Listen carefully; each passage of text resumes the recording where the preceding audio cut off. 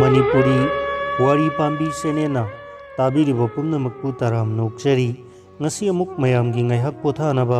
anauba wari masa ama kodol tamjari wari masa sigi mamingna icha haibasini aiba prakash taminarasi wari masa icha udaba uningba satludriba satningba inkhalakliba nahagi haunasa oiramale Dhanamanjari College da BA Com class lairamdaba asidi aingondadi irujaningbaga thong tekpaga manare haibaduni aina Manipur wang malana satpase 1954 dani Guwahati University undergraduate class da BA Com tamba satpani punsida railgari cinema natana uraktriba aina railgari tongduna satpadudi mangummi Guwahati station da rail hek khambaga mazdur amana fat kakhalagtuna aingonda ka hanglamdana aigi beding do tap laktuna haigat khibadudi ai ningdol ping ping songi atai pochai di babu hairakpada ai bab khangta hek tai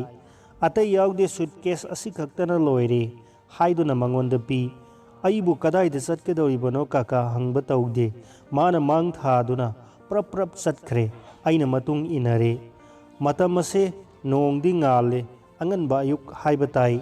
laikang da wang na sari bu upaki thong ado kakatuna lanthok le hairaga jingkhana kuppa isang sang basang aman bado do tamna sangkhre aina kadai da puri bano haiduna lawbada silongi ticket lawgadaba natra babu hairai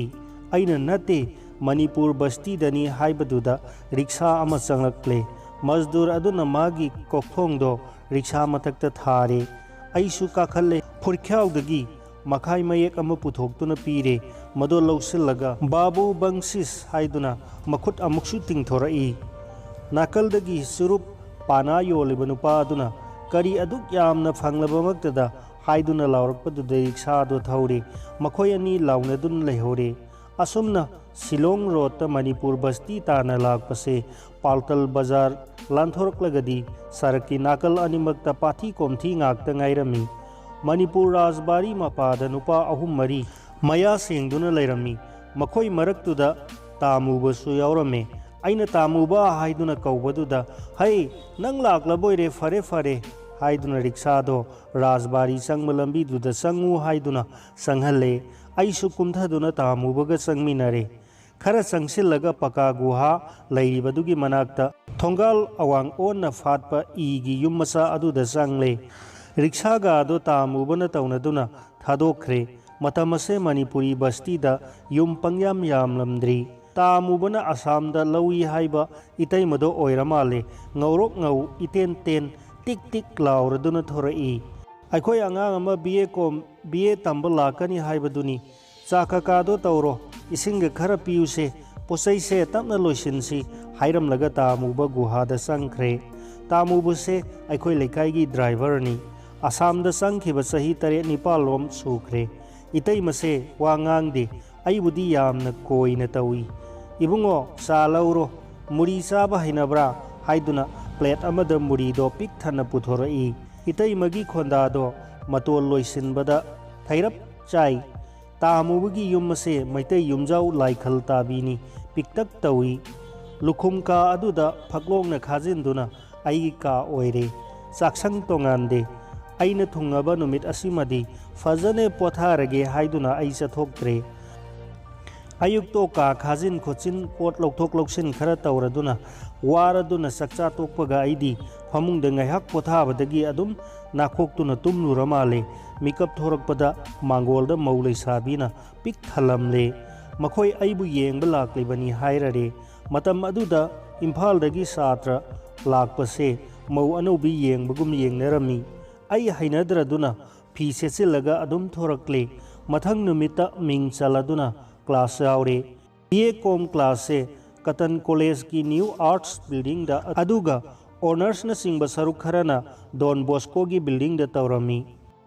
तंबसु नुमिदांग दा तंबनी अदुना अयुक नुंथिलददी युमदा लैरगा नुमिदांग वाइरमदा मीना कोइथोंगनरकपा मतम असिदा अखोइदी class कन्ना तौरी नोंगमदी नुंथिल चक्चा तोकपदा ngayi ngaida police reserve तगिनी हाइदुना लैसाबी अमना लाइरिक अमा पाइदुना बस्तीगी लैसाबी अनीगा मौ अमगा इमुंग चंगलक्ले मौ अदुना इसम समना इंगोंदा इबुंगो लाइरिक सिंगाक्ता पाबियु अखोई तागे हायरदुना आइबु खुदांग पाइदुना मांगोंदा चिंगथोकले आइदी इंगक ngakladuna imungdagi itaimada yengli itaimana matek khitang hek pathokpiu hairakle laisabi sing aduna yadi yade loina padawni ai lairik lauduna famle makoisu aigi mangda pulap phammi itaimana aikhoi ibungoda lairik pahanbagi kari kari pijaba mathau tabani reserve police तगी लैसाबी दुना पुरई हाइदुना मफी मनुंगदगी चंप्रा खाव अमा पुथोरक्तुना इतै मगा मखोई अनि चंगदुना हई मही सेमख्रे लाइरिक अदुना डॉक्टर कमलगी माधवी ओइरमे मौ अदुना मकोक्तगी पाव हाइदुना मकोक्तगी पाथरे हई मही कादो थक्लदुना आइसु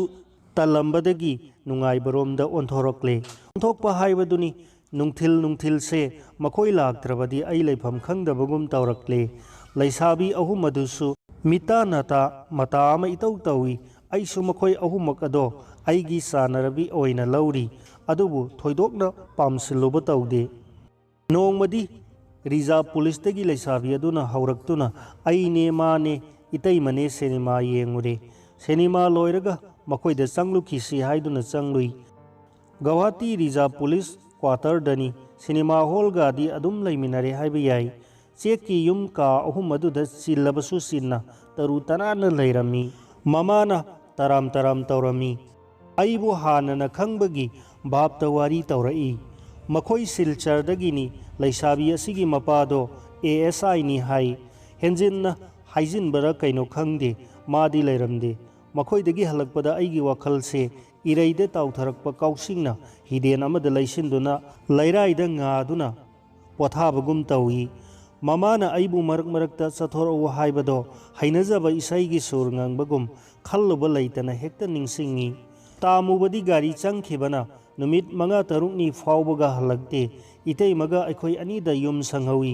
आइगी क्लास नदी नुमिदांगदनीना हलकपदा पुंग 9 का यौबसु यावी इतैमना मतोमदा चाबा नुंगाइते हाइरदुना आई लाक्त्रिबा फावबा हेक ngairami asumna noma pung 9 rom taaba matamda class tagi halakpada itaimaga basti gi mau aduga wari saduna lairami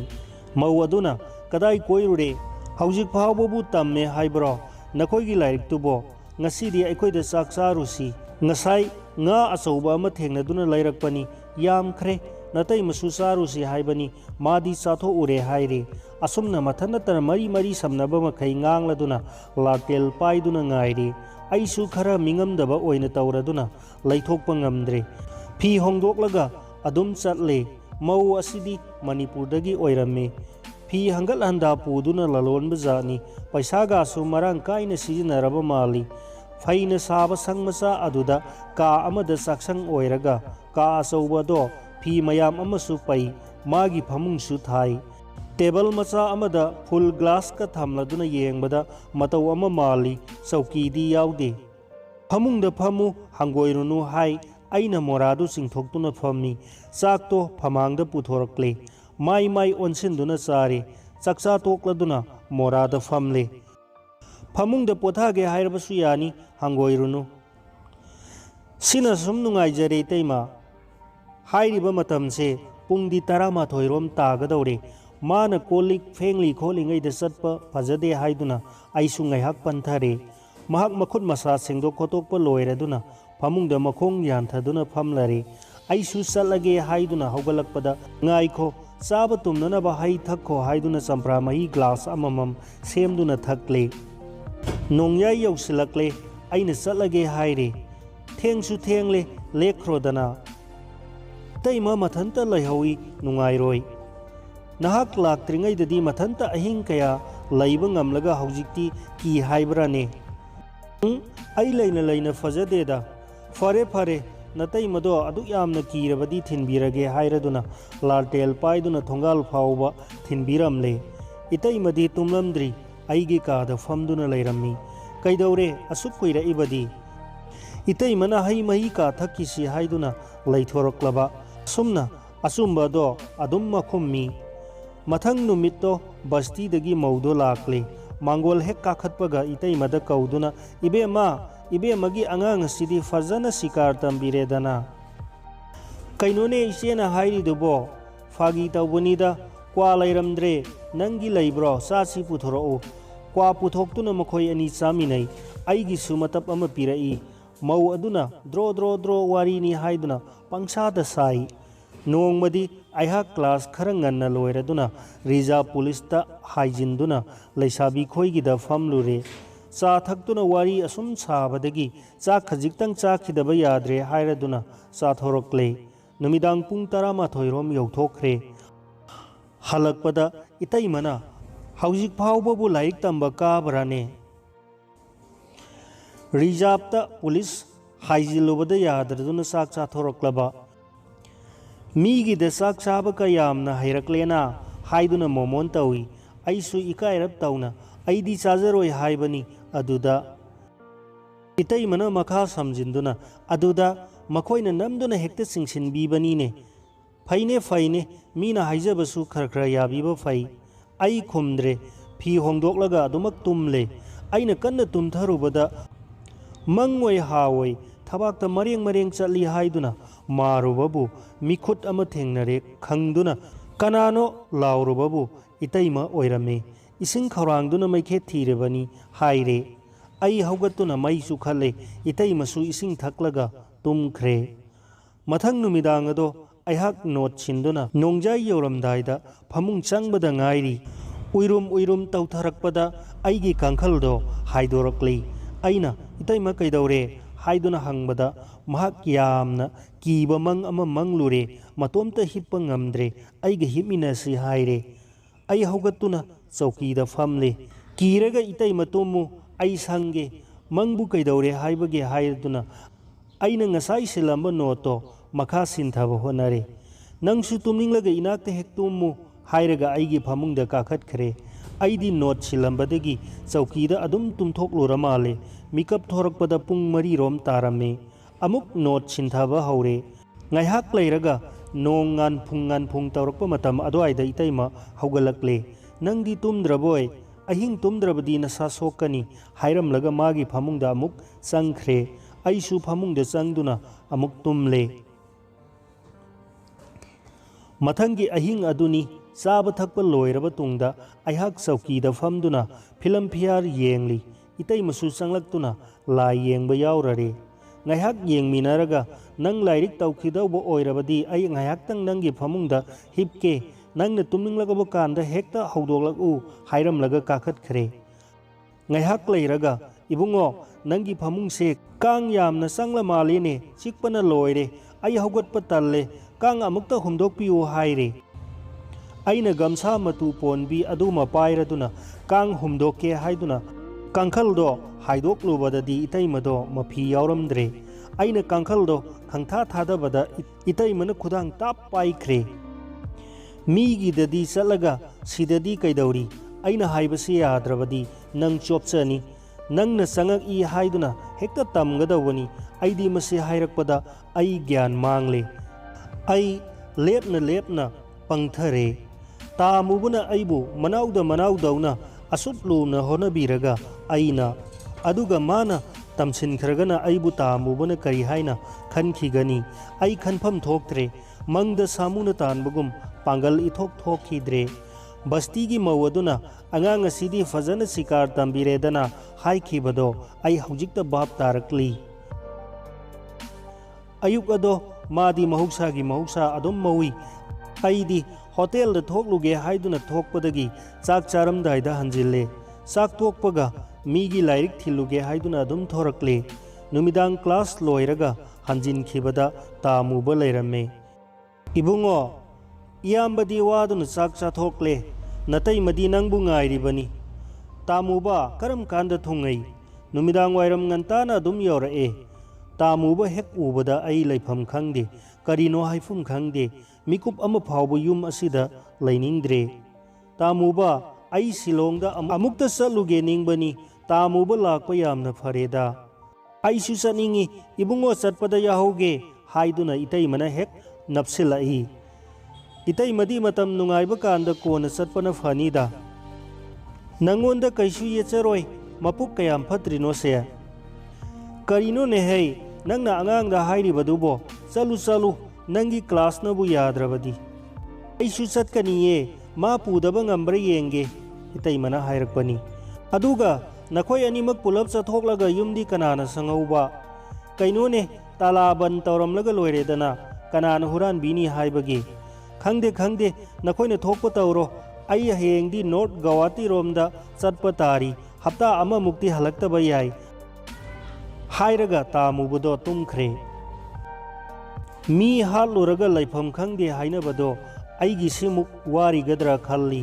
ꯁꯤꯂꯣꯡꯗ ꯆꯠꯄꯅꯤ ꯍꯥꯏꯗꯨꯅ ꯆꯦꯟꯊꯣꯛꯀꯦ ꯇꯧꯕꯁꯨ ꯃꯍꯥꯛ ꯌꯥꯎꯒꯅꯤ ꯍꯥꯏꯔꯕꯅꯤꯅ ꯇꯣꯛꯂꯦ